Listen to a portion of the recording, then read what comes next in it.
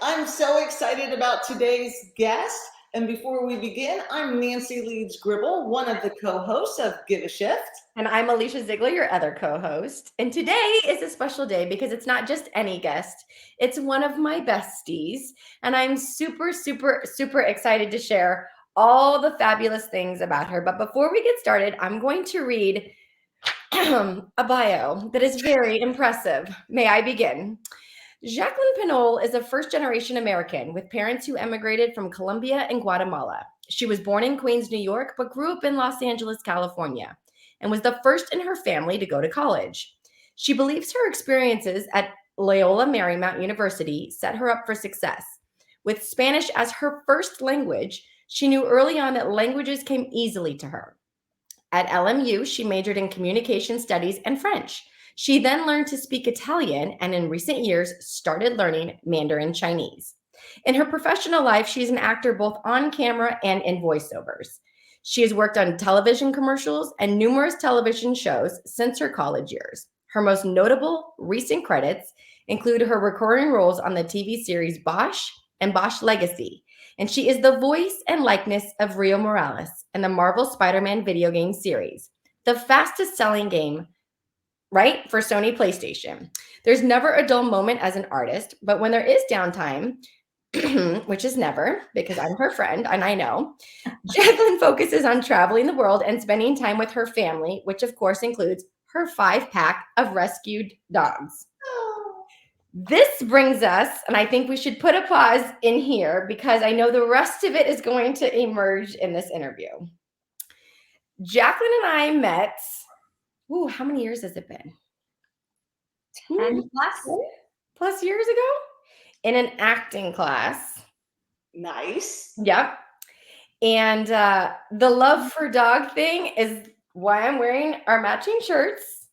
And so before we dive too deep into this, I would like you to tell us your story on how dogs even came into your entire world. Well, hi, Nancy. Hi, Alicia. Thanks for having me on Give a Shift. This is a really neat podcast idea. I love all the different topics and women and people that you've brought on to inspire us. So I'm thankful to you for this time.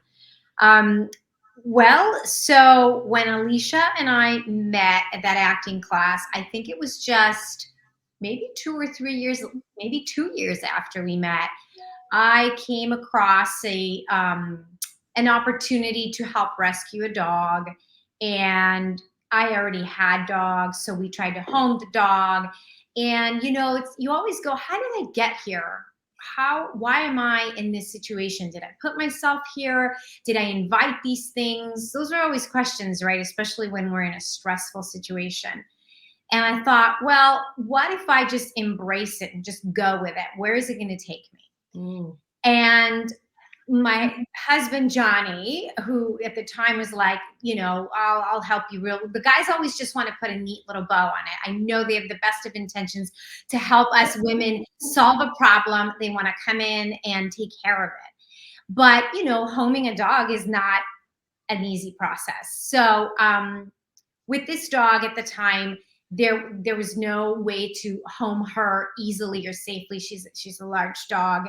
And we ended up adopting her through a series of events that led us to trying to take her to the shelter, not finding a home for her, then finding a rescue that we fostered her for, then adopting her out to someone they approved, then the adopter losing the dog and us finding her again through Craigslist from someone who turned her into another shelter, and there she was.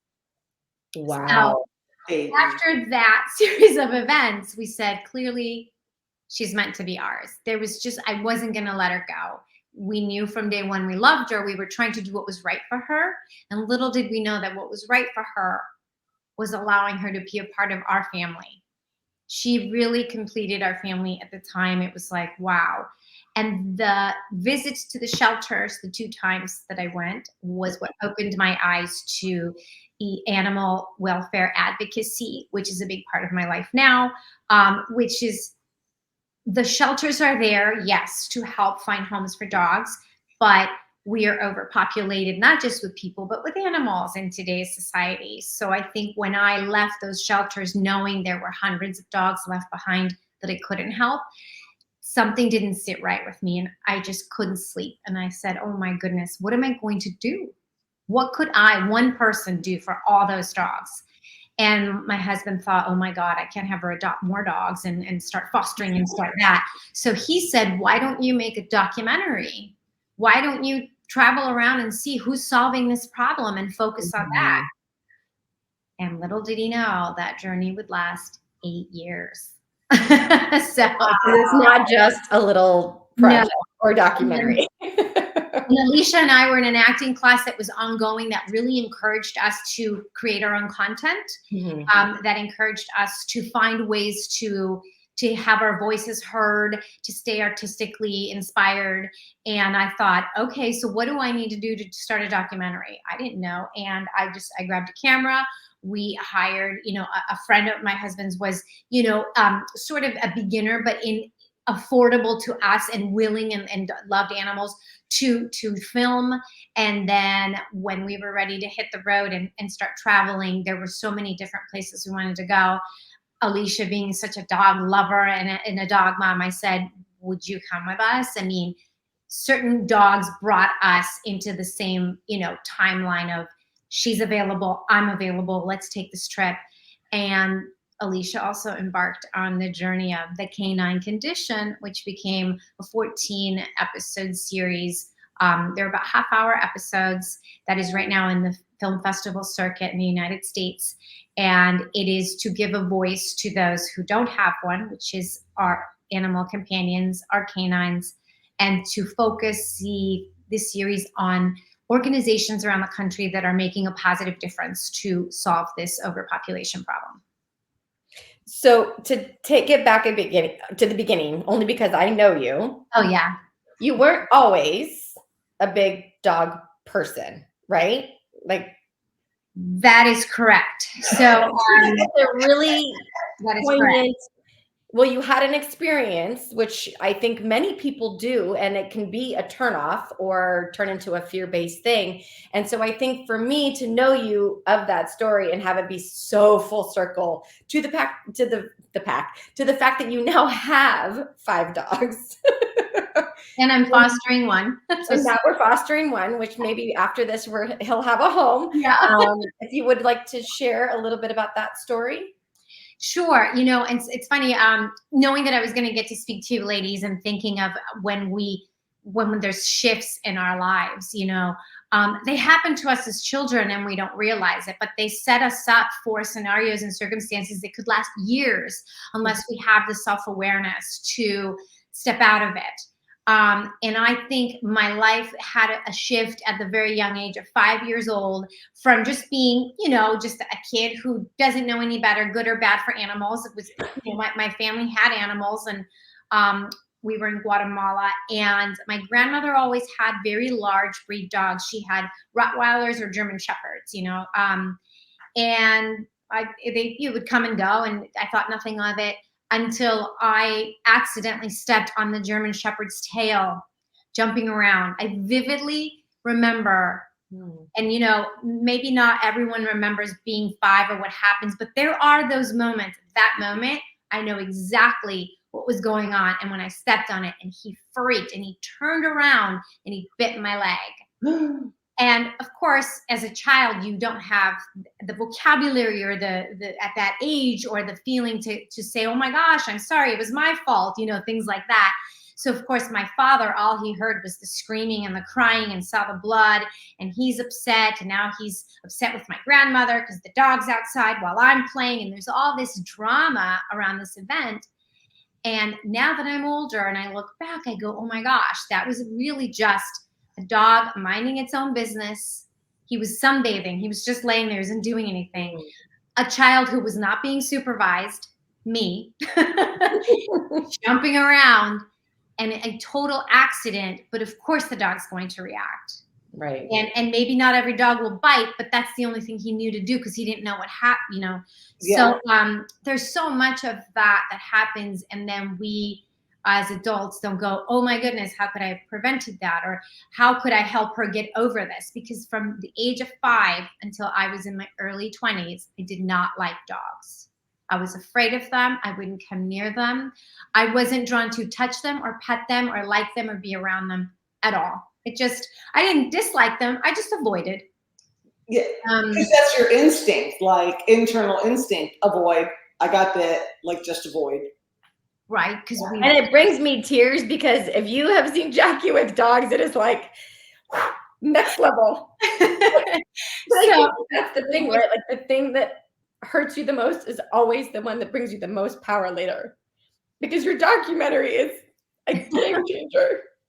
Oh, thank you, Alicia. I love you so much because you've been such a part of this journey that truly is a very emotional journey, Nancy. You know, we can't save them all out there. Right. We certainly do try and we advocate, but it would just take everyone doing something in order to make a huge difference. So all we can do is plant that seed, share the message, and continue, right? But yeah, I think that in some very strange way, when I found my large breed dog, she is a Pit Bull Great Dane mix, the one I was speaking of in the beginning. She's 72 pounds long and lean. She's in the house. She's 14, slow, old lady now. When I found her, it was a week after my grandmother had passed.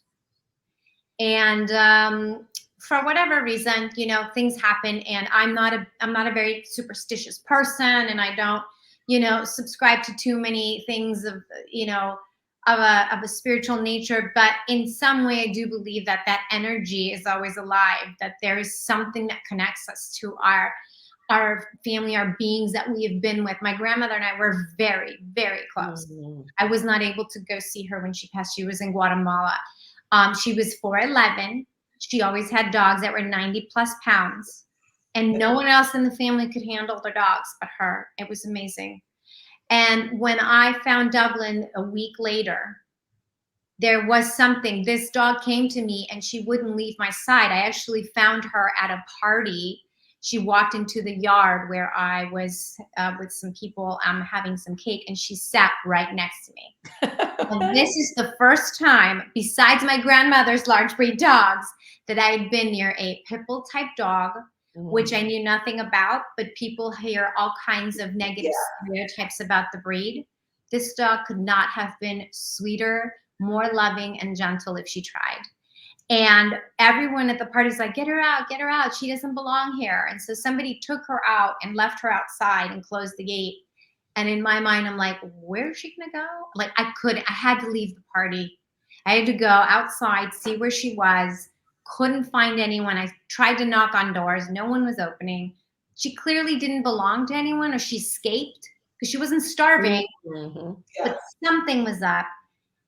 And my husband, you know, Johnny had said that day, no, let her go. She'll find her home. I tried to turn my back. And when I left for my car and I went to my car, she was headed to the freeway. It was on the street. Which is horrifying. So I'm like, no. This girl has to, okay. And I opened my car door and she turned around. And she hopped right in the back of my car and curled up. And I still have like, she ain't no dummy. You took her home, or you took her to? I took her home. And that's the part that connects to the earlier story that I kind of gave the pointers about, was when my husband's like, the right thing to do is take her to the shelter tomorrow. There's probably someone looking for her. She doesn't look like she's skin and bones and starving. And I'm like, all right. So yes, trying to do the right thing. But she was not microchipped. She was not spayed. We gave it 2 weeks and then we just couldn't, knowing what happens, right? So of all people, and you know, it's funny, my college roommates, one in particular was a huge dog lover. She always had dogs, and she would throw parties for her dogs, and I would make fun of her. And in all honesty, to this day, I have apologized to her for being such a punk in college about her dog,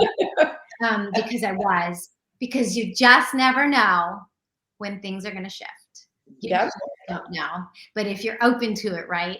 And this dog, whether it was my grandma's doing or not, whether that exists or not, I would like to believe that in some way she was looking out for me and that she placed Dublin there that night for me because I needed, I feel I really needed the comfort. I hadn't lost anyone in my family at the time that was close to me. It's my first big loss. And it was really hard to not be able, in Latin countries, and maybe it's not particularly because of religion, because I know they're Catholic, but in Guatemala, if you pass on a Friday, they can bury you on Saturday. So it's a 24-hour thing. And my grandma had passed a week earlier and she was buried the next day. And so there was no time. There was like zero time. And so that was it was almost like I didn't have closure. Right. And in some ways, when Dublin came to me, the fact that I wasn't afraid of her it's something I can't explain. So like, I love when you know. So there you go. But yeah, so for people in my life who now go, oh my gosh, I can't believe you love dogs so much. I said I just wasn't open to it before. I didn't allow myself. I allowed maybe my parents' narrative. They didn't grow up with dogs. My dad didn't like them. My mom didn't like the shedding, the hair, the this, the that. But my first dog before Dublin was a pug, and they shed like crazy. And in some way, I feel like it was my mom's karma to like come to terms with like, I need to shed so much, you guys. And my mom learned to love that dog and would call me almost every day to ask me how Gracie was doing. My mom would dog sit. She's the one I trusted when I traveled and said, here's Gracie, bye. And I knew Gracie was in great hands. So my parents, seeing them have that shift in their life was huge. The first time my dad dog sat my pug, I was very nervous. But I said, I'm going to allow this. He offered, he wants to, I know he cares. I'm going to do it. And you know what? He was more vigilant and careful and mindful of everything than even I was with my own pug. So it's like, don't mess it up. You're like, and then he babysat my son and it wasn't the dog. But so yeah, I think that's why it's so nice of you to have this platform to share all these ways in which we just can open up to opportunity, to chance.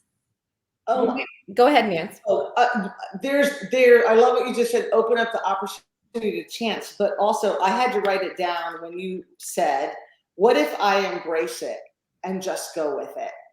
Like that gave me chills when you said that, because I'm like, what if, when things happen in our lives, instead of looking at like, it's kind of twofold, like instead of looking at like, this is going to mess everything up. It's crazy. I don't know what to do. And you just were like, okay, this is here. This is happening. And I'm going to embrace it, which isn't easy. The other part to go with that is when Dublin came and sat next to you and everyone was like, just put him outside, just put him outside. And your internal mind is going, wait a minute, whether you know it or not, it's kind of like, if not me, who's going to help him? And I think that's a strong tendency, right, in our society. You see a dog on the road or you see something and you're like, the next person will stop and help, the next person. And it's stepping up and taking that moment. So like embracing it and going, I'm here right now and something's leading me, like I need to take care of this. And obviously meant to be if you open your door and he goes running right in. But that's so powerful, just if every one of us, including me too, right? We can remember, like, don't wait for the next person. Like if it presents itself, embrace it and go with it. And then obviously the journey that it has now led you on is unbelievable, right? It's a kind of a great story that you would say that, because I'll let Jacqueline tell the whole story. But one day I received a phone call from a girl in a parking lot who said, Alicia, I just got a phone call. I don't know what I'm going to do, but 2 dogs are chained up in Georgia. And I said, then we're going to go get them. And this woman right here does not turn her back on anything. And I can tell you that in 24 hours, we had plane tickets, an RV, a plan. We were on our way. I mean, she is like, no holds bar, we're going. And she was a mess. She had been at work. She was, I mean, were you not like beside yourself over this phone call? And I will never forget. I was like, I was so wrapped up in the fact that I could feel her struggle of like, I don't know if I can do it, but I'm like, but I know you. Like, if anybody's going to do it, it's you. Like, I'm just your like, yay, yes, let's confirmation gal. But Jacqueline, So you got a phone call from somebody that said, you called and said there's 2 dogs chained up. We need to do something. Well, I had received the phone call from, we had worked with a rescue that we had filmed in Georgia already once. We'd already been to Georgia once to do the documentary, but a lot of the documentary focuses on these small, more like I want to call them small mom and pop rescue organizations, because those are the ones that need the visibility, the support, and the voice. You know, I'm not talking about the large organizations that have a ton of money and the staff and all that, because those places are set up and sometimes not always doing what they say they're doing, right? So here we are, we have these small town rescues. What we were doing was following up with each of the stories of dogs we'd already covered, but there's always more, right? So the one rescue we had already filmed called and said, we have a situation, there are 2 dogs, and they were not, one had the chain embedded a little bit in its neck. The other one was skin and bones, literally the cutest dogs. And the woman from the rescue we were filming said, we don't know what to do because there's no animal control in our town, and the sheriff, you know what happens if we tell the sheriff. Technically, you know, because animals are still under USDA laws, personal property, if a dog is personal property, you can't go and save a dog, even if the owner is making the dog suffer. You would have to have a lot of proof, a lot of documentation over video and writing and testimony and witnesses of all the abuse in order to even start to open up a case, right? In the meantime, the dog suffers. So all I could think is like, how do we get these dogs? And that's why I was stressing, because you think it's easy, but it's not. You may have good intentions, but the law is not on your side. The law is on the side of the pet owner. And so I think when I called Alicia, she empowered me to feel like I don't have to feel so helpless. I can take some sort of action, and it's going to lead me in some direction. It might not be the direction we've envisioned, because we would like to be nice and clean and neat and let's move on to the next thing, you know? Yeah. That's not how life works, unfortunately. But you know, we can support each other and empower each other and support the idea of taking action to see what happens, because doing something is better than doing nothing, right? Yes. When you said, you know, don't wait for that next person, what if you are the next person? Yes. So we did. And with Alicia, I said, would you come with us? And, you know, my husband loves Alicia, you know, she's just part of our family. And he's like, I'll go. And we're like, okay. And so, yeah, we had enough miles on Southwest, because, you know, our documentary is on a budget. It's self-funded.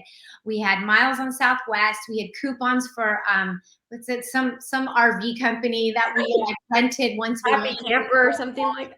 RV America or something. Let's give them a plug. And the woman at the rescue had a friend who had an extra, like a back house where we could stay for free when we went down there. I mean, it all just kind of worked out really well. And we sure did. We got the dogs off those chains. We got them fully vetted. We got them healed. And I found a rescue in Arizona to take them in to foster homes, because I traveled throughout the states to cover north, south, east, and west, just a couple of states in each part of the country to show the state of the current canine condition in our country. And the rescue in Arizona said, come on over. And so we drove the RV from Georgia to Arizona with the 2 dogs. And her toddler, by the way. And my son. And Johnny drove the whole way. And we got there. They went into foster homes. And I would say it was maybe two months at the most. They both got adopted.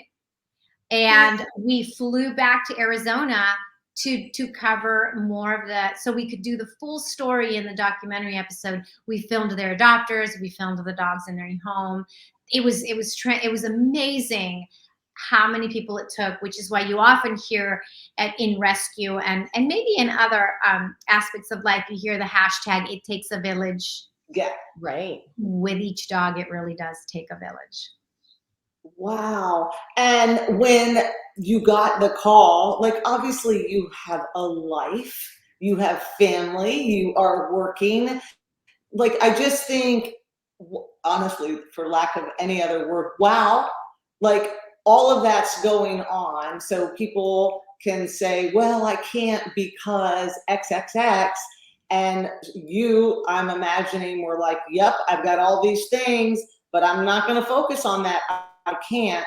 These dogs need me to figure out the I can. And I'm sure that wasn't like, okay, we can just get the flights and stuff. You have all these things to navigate and to balance, and with kids and family and work. You both work. Yes. It works a lot too. Like it's not a little thing. Like Right. it's a really big deal, and it's an event. Anything Yeah. that we do is always, I always feel like we're getting together and it's going to be an event. Well, I feel Yes. like it's better to say, how can I? Yeah. Right. So in my mind, I'm like, all right, Alicia said I could do it. I could do it. And I was like, how can I do it?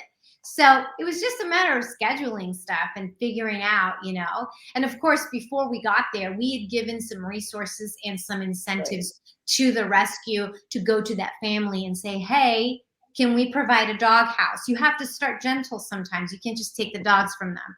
Can we provide a dog house? Can we provide a kennel? Can we give you dog food? Can we offer you free vaccines? It was that. And then little by little, when they got examined and we found out the dogs, one had heartworm and the other one had like a breathing, like a heart issue, we said, we can take care of it. Can you and eventually the family said, take them. We don't want them. Wow. The conditions of the home, I mean, it was just repelling. It was really awful. I mean, it was, it's dog abuse. Yeah. At its, beginning stages, if you will, I guess. Yeah. So, we try to, I think, apply to that, and as actors, I think the benefit as an artist is that, you can't help but know a life of rejection when you're an artist. It's just what it is, right? Alicia just mentioned that. Nancy's like, how'd it go? And I'm like, what do you mean I didn't get the job again? So we get used to rejection so much that rejection doesn't really feel like rejection anymore. It feels like yes or no. No, okay, cool. Moving on to the next thing. Yes, okay, great. What do we do? How do we make this work? How do we make it happen? And so it just becomes very second nature. And I feel like we learn to juggle schedules a lot as artists. We have to always be working on something because and outside of acting, because life goes on and we can't just sit by the phone waiting for the next acting job. We have to fill our lives with things that will make us more interesting artists. But when we don't do that on purpose, but just to do it, but we just sort of embrace the things that come my way. I didn't choose the journey of the dogs and the whole thing. It's just something that sort of happened. And it's made me a better person. It's made me a better mom. My son is the most loving, empathetic child with pets and respectful of how to treat not just small breed dogs, but large breed dogs. There's so much that fills our lives when we open up, right? So I think I'm just really grateful, as hard as it is on the heart. And sometimes, in life juggling, I say, well, if I didn't have that, then what would I have? I mean, I'd have to have something. It's always going to be something. So why not be doggies that make your life a better world, Yeah. And so hard on the heart. Like, yeah, I'm an animal advocate, like all the things. And I'm like, oh my God, I just see something, I start crying and it's a mess. We went, this is totally tangent, by the way. We went to this outdoor concert on Sunday and we left because I got so riled up about some people up at the front with their dogs right by the sound thing. And I was like, you can't have your dog by the sound thing. You're hurting their ears. And they wouldn't listen. And Wes is like panicked, like I'm going to get in this big fight. And I'm like, I just can't even tolerate that. And I said, so I told the people, I'm like, your dog, that sound is, if it's so loud for us, like you're killing your dog's ears. But it was like something so silly, but I'm like, not silly for the dog, but I'm like, I don't want to be here. Like, I don't want to witness like that. Because I'm like, it's just so upsetting to see. And that was minor. And then there's all the other things that happen. And every day it's, there's something we can do. I think there's something we can do every day. And I think people that have the biggest heart for it put themselves on the front lines, and it's really, really like your heart rips open like all the time. But then when you see something great happen, like it did with the 2 dogs and probably all the others that you have helped, like then your heart is just poured over and wildly full with all the love and happiness. Yes, I think, it's worth it. I have had people tell me, oh, I could never have a dog because I could never stand the pain of losing them. And I thought, wow, you just robbed yourself of years of joy. Yeah. And experiences that you could never recreate any other way unless you had the love of a dog in your life. Mm-hmm. So, but I get it. I respect, we have to understand that certain people are wired a certain way. But if we can at least plant a seed that adopting a dog and saving a dog's life will make your life better, and that you will grow and learn things about yourself that you never imagined you could, then maybe, that's a step in the right direction. And I have to say, and I'm very grateful to Alicia, she is on. We started the Canine Condition Foundation after finishing the documentary. She's on the board, and now we focus on raising funds to spay and neuter family-owned dogs, so we can help families prevent accidental litters and prevent, stray puppies and the abundance of more dogs that don't have homes, and maybe give more of a chance to those that are already born and need to be adopted.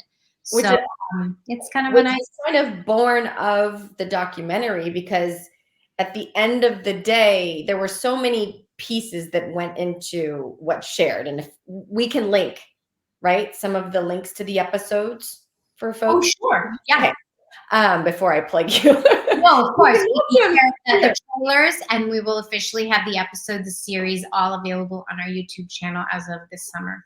Perfect, because there's some just beauties and gems and takeaways that it'll make everybody want to get a dog, even if you thought you didn't. But I think one of the biggest things in that whole discovery was the system, right? And the system that wasn't working actually in favor of the ones that we love, our little, furry friends. And that was kind of the biggest takeaway for you, which was this is the element that really needs to change in order for there to kind of have benefit all over the United States, right? Yeah. Which is, it's spay and neuter. Like, we actually have a problem in that department more so than anything.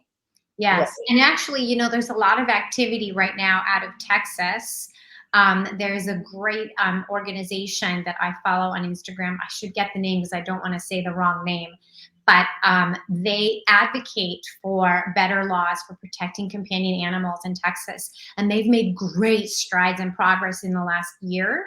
So they are an example to follow for other states. So I had a guest on the documentary say, well, if you can't adopt, then foster. If you can't foster, then donate. If you can't donate, then advocate. So, and the list went on. He's so cute. He's a 75-year-old man who we just love, and he's on our board.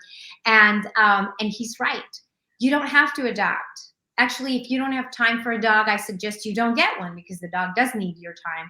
But if you could do just one little thing toward helping that situation, then that is always going to make a good, a positive difference in the world. Yeah, I agree. So you have Dublin, and then you are in the acting class, and you decide, okay, this is what I'm going to do for my documentary. How did you go about picking where you would go? We started in Georgia because I had been filming a project there, and I found that, actors, we have the weekends off, and I was like, oh, well, I'm here by myself. Let me just go look at the local shelter and volunteer. Oh my goodness. Well, that was an eye-opener. So Yeah. Georgia at the time, this was 2014, was one of the highest euthanasia rates of states in the country. So seeing that and meeting so many beautiful, lovely dogs, I thought, how is this possible? I focused on Georgia first. Okay. And there are so many wonderful rescue organizations collaborating and working with others on the East Coast that I moved and met Husky Rescues in New Jersey and New York rescues. And then we moved to Pennsylvania. And during the journey, I adopted 4 other dogs out of Georgia. It's a full house. Yeah. So, things happen. And the Alicia, do you want to babysit? You're like, I would always say, the dogs. I would always say, I'm not going to help out so much hands-on in LA because I'll end up with a bunch of dogs. It didn't matter where I went. I brought them from Georgia, so Your family's like, here comes mom. So that's how we ended up with a pack full of pit bull type mixed puppies. And I mean, not puppies because they've all been adults full grown when I got them, but I love them. And I advocate especially for their breed, the Staffordshire and the American Staffordshire dogs, because until you meet one and you look into their eyes and you hold their paw in your hand, you really don't really know how soulful and gentle and kind and loving they are. So it's important to me to help be a voice for them, and for all dogs, but especially that breed because it's vilified so much and incorrectly labeled. So here we are, just one dog at a time. One dog at a time. Just quick circle back.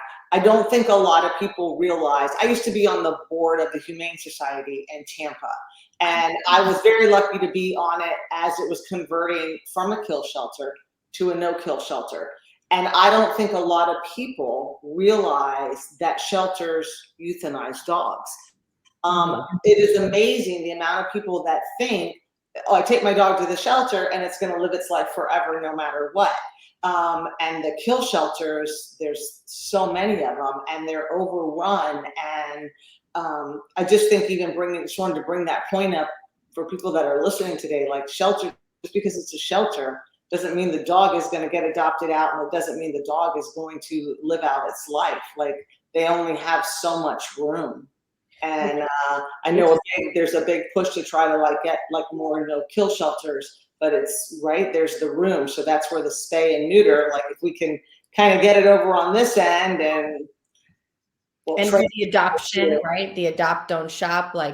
If you can go to a shelter as your first option, so many people are, and it's okay. I understand it too. You're a stickler for the type of dog that you want. If you had just lost one and you kind of want to replace or what have you. But, I already told myself when I had Motley, I was like, I'm probably not going to find a miniature American Eskimo Chihuahua ever again. So let's not make that a thing. And should a dog come, because some people really do. They're like, oh, well, I'm going to go spend $5,000 to buy this dog.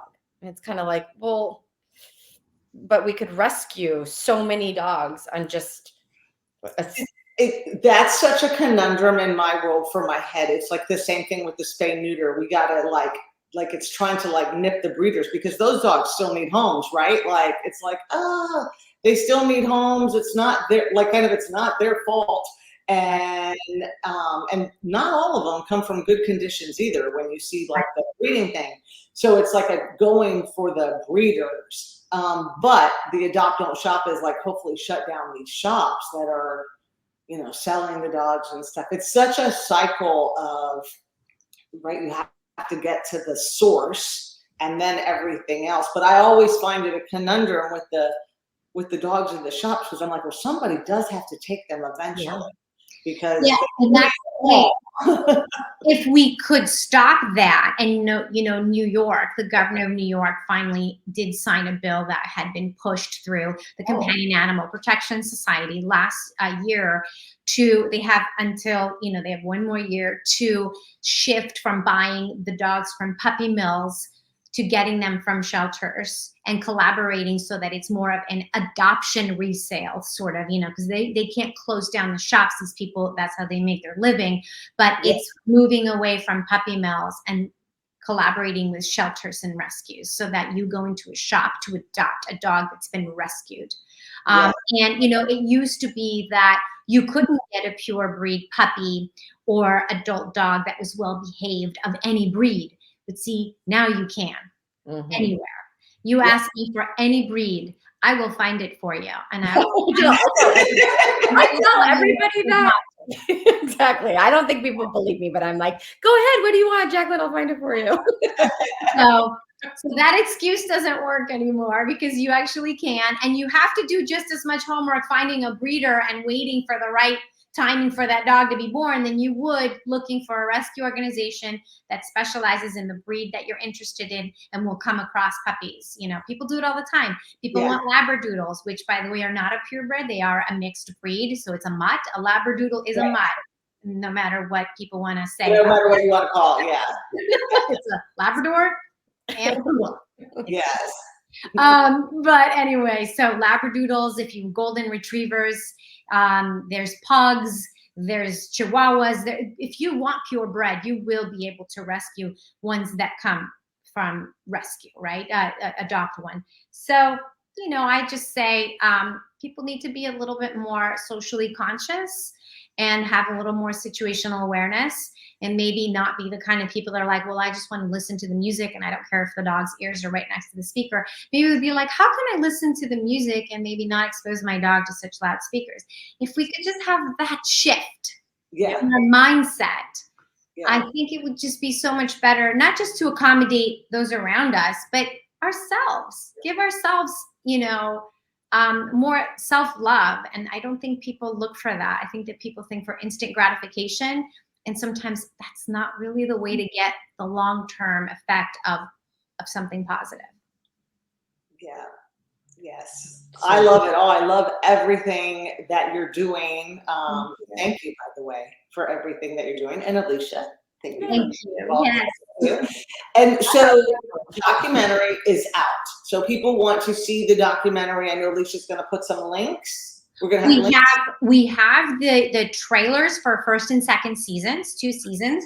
It will officially be available on our YouTube channel at the Canine Condition this summer. Right now, it's not available for public viewing because it's in festivals. And a lot of the film festivals require you to not have it publicly available so that they can judge it. And should there be an opportunity to market it or sell it through Film Festival Network, then that would be amazing for us from our viewership. But if we don't, it's okay. I would love for it to be available on our YouTube this summer for everyone to click on it for free and just be able to pass it on to anyone, because not everyone in the country can afford or have Netflix, but everyone, just about everyone, has a smartphone and can click on YouTube. So it's more important to get this message out for free and really share the resources than for us to sell it for whatever, so. Yeah. It's won awards already. Like it's We have won Best Documentary, Most Inspirational Documentary, Best Episode, for inspiring for animal advocacy. So we've won about 8 or 9 festivals now, so around the country, which is really nice. Congratulations. Thank you. Yeah. And then now the Canine Condition documentary, and now it's a nonprofit, correct? Yes. And as a nonprofit, what you just said, you help the own dogs, you help the owners with the cost of the spay and neuter. And then do they apply? Like, do they have to meet certain criteria? How does that work? They contact us, and then we come up with a plan to vet your dog near at a veterinarian clinic near the family's home.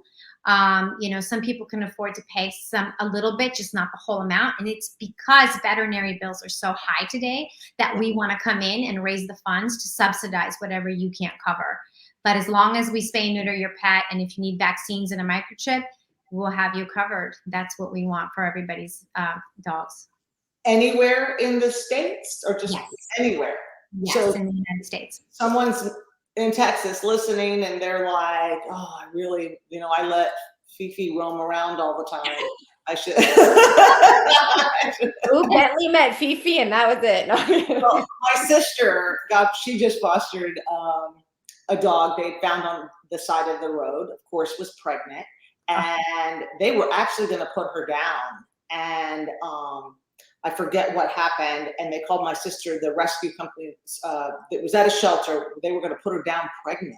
And the rescue company found out, called my sister. They're like, please, please, please help us. Oh my God, the mama dog was the best mama dog. The puppies were so cute. But my whole point is they all looked a little different. And we're like, in the streets, but they were the cutest things.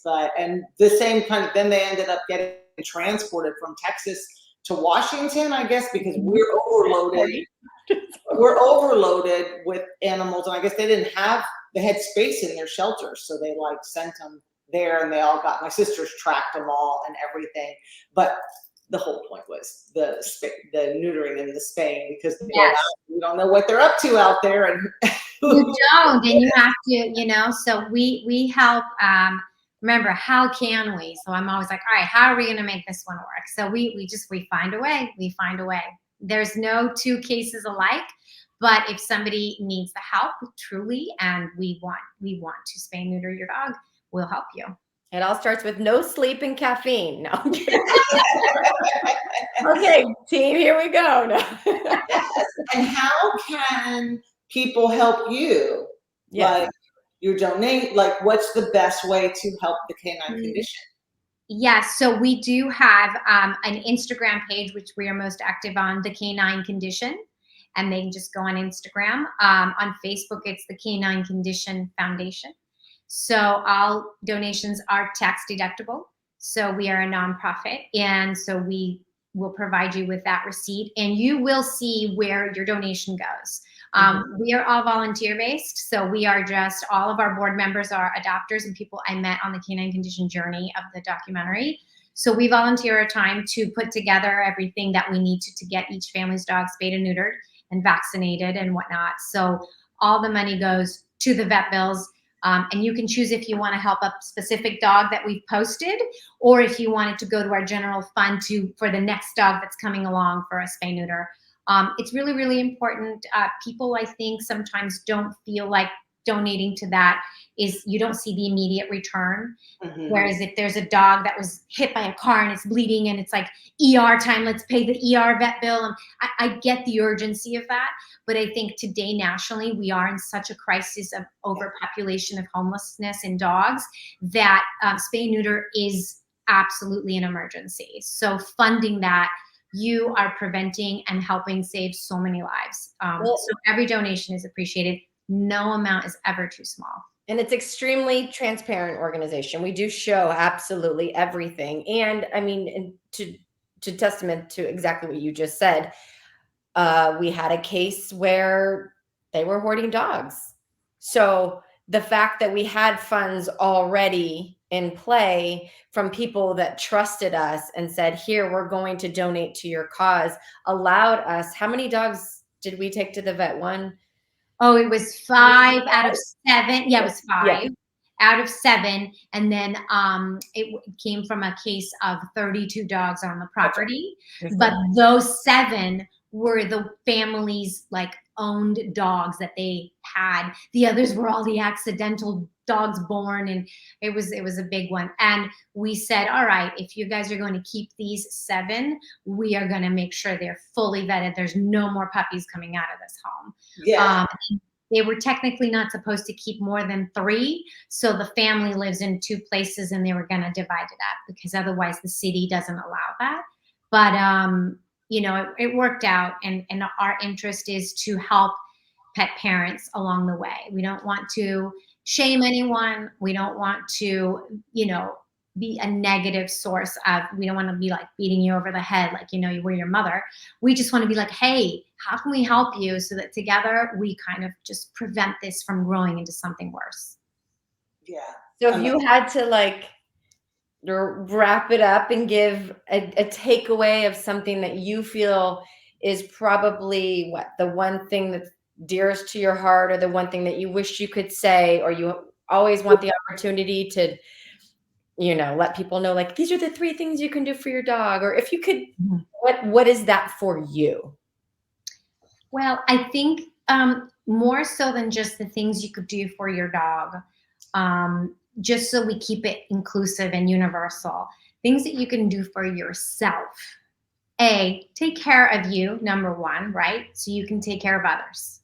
So that self-care, that whether it's in fitness, in sleep, in nutrition, whatever, yourself better than anyone. Give yourself first what you need to function at your optimum level every day.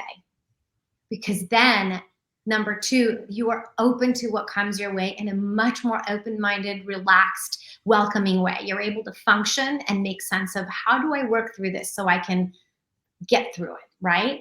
And then number 3, I think just take a step back and embrace new experiences. Take a chance on new things to grow as a person, because in the process, I think we will also be giving back to society, to the world that surrounds us, which we want it to be working at its optimum level. Mm-hmm. So those are the 3 things, give to yourself, and then that way you're able to give to others in a better way, and then embrace what's coming so you can have a good attitude and you perform at an optimum level. So you can take that new foster dog for a walk? Yeah, exactly. You can take in foster number. No, I'm just kidding. But yes. So I'm practicing that now, and it's a challenge. It's not easy, anyone. I'm not saying, oh, sure, it's a walk in the park. No, it's a challenge. But what else am I going to do with my time? I think that, not to, take it in a different direction, but if we're lucky to be healthy and to be alive and to be here today, because I do have, I've had loss in my family in recent years that made my life completely shift into thinking, if I'm lucky enough to be alive to get up every morning and do something, then I'm going to do it, because my younger sister does not have that choice anymore. And not to get negative, though, I will tell you from a positive and loving place, I will tell you that we have to get up every morning and do what we can, because we can. Truth. I agree. I love you. I told you to come over. We can dedicate this episode. I could listen to you all day, be inspired by you, and I just want to, I know, Alicia, personally, thank you for what you've been doing and sharing your journey here with us today. I think it's powerful. And I think it's even just, you're one person, you're sitting at a party, you're not in this big organization, and look at everything that you've done just by saying, what can I do? Like, chills. I have chills up and down. I know Alicia said one last question. I just am curious. Now that you've got the one documentary done and the Canine Condition is going, is there a future documentary? Do you have the documentary bug now? Just curious what Jackie is thinking. I'm not closing the door on options, but I will tell you that my curiosity to direct has definitely opened up. So whether it be scripted film or another documentary, I think my interest is now geared toward possibly including directing in my future. I'll send you my Christmas movie that I wrote. I was like, oh, actor plug? Excuse me. Did anybody hear that? Oh, you wrote it in a weekend? I'm sending. Watch out, Mark. Pinol's on the city. I'll watch it. If you can get through a documentary journey and still be sane to a degree, I mean, you can get through anything, let me tell you. So yes, I'm very interested in continuing to create and collaborate with people and bring other projects to life in the future. Yeah, well, very exciting. I know the world awaits for whatever you're going to do, and thank you Thank for you. all that you are doing, and definitely want to remind people you can donate no matter big, small, monthly. Can they do monthly? Yes, there is a tab there to do monthly on our website, and our website, I can give you the link, is the We have caninecondition.org. cute swag. Yeah, We so got hoodies, we got totes, we got coffee mugs, we got there's what all else? kinds of ways to give, and you know what, some families, I just did it the other day, a family who we spayed their dog, tell you really quick, they desperately need a dewormer, which is something that gets overlooked. You know, doggies get parasites, this doggy's really uncomfortable, and the woman's like, I just don't know. And I said, have we dewormed the dog, like, did you do it? And she hadn't. And I said, well, let me send it to you. And dewormers sometimes can cost anywhere from $11 to $20, depending on the weight of the dog.